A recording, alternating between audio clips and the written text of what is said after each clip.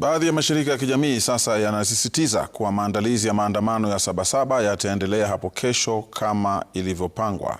Jijini Nairobi, waandamanaji wanapanga kuelekea hadi majengo ya bunge kuwasilisha malalamishi yao. Hata hivyo, maafisa wa polisi wamepiga marufuku maandamano hayo, wakisisitiza hawajapokea ilani yoyote na kuonya kuwa yoyote atakayeshiriki atachukuliwa hatua kali.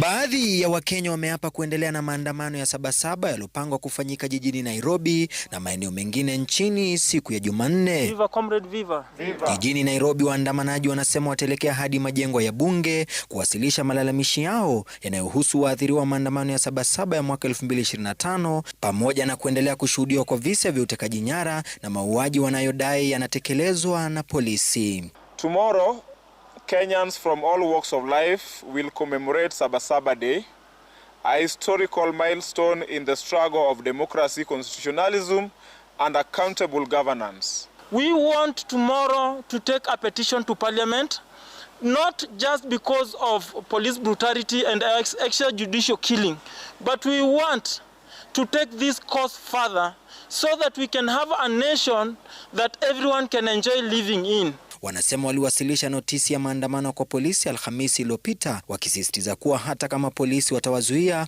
wataendelea na maandamano hayo. We did present that notification last Thursday, so they have it.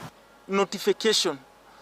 We clarified that the reasons why we are marching to Parliament. Aidha, wamesisitiza kuwa hawataruhusu polisi watakaokuwa wamefunika nyuso zao au kutumia magari yasiokuwa na nambari za usajili. Wanadai kuna njama ya serikali kuwakodisha wahuni ili kusababisha machafuko. Kitu ya kwanza yenye unafaa kufanya ni kufungua hiyo uso yake, kwa sababu sheria hairuhusu polisi yeyote kukuja kwa maandamano kama amefunga uso.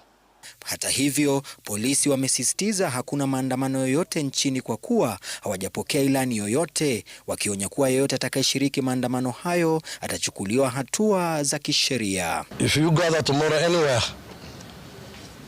we'll treat you as that is an unlawful assembly and we'll deal with you. Licha ya kuhakikishia wananchi kuwa shughuli zitaendelea kama kawaida, polisi wametangaza kuwa baadhi ya maeneo ya jiji la Nairobi yatafungwa, magari ya usafiri wa umma pia yatafanyiwa ukaguzi kabla ya kuruhusiwa kuingia katikati mwa jiji. There will be restricted areas like Parliament, definitely to be restricted because we don't want intruders just to go there and cause chaos. Yote 9, 10 ni kusubiri kuona ikiwa maandamano hayo yataendelea jinsi yalivyoratibiwa au ikiwa yatachukua mkondo mwingine. Willy Lusige, runinga ya Citizen, Nairobi.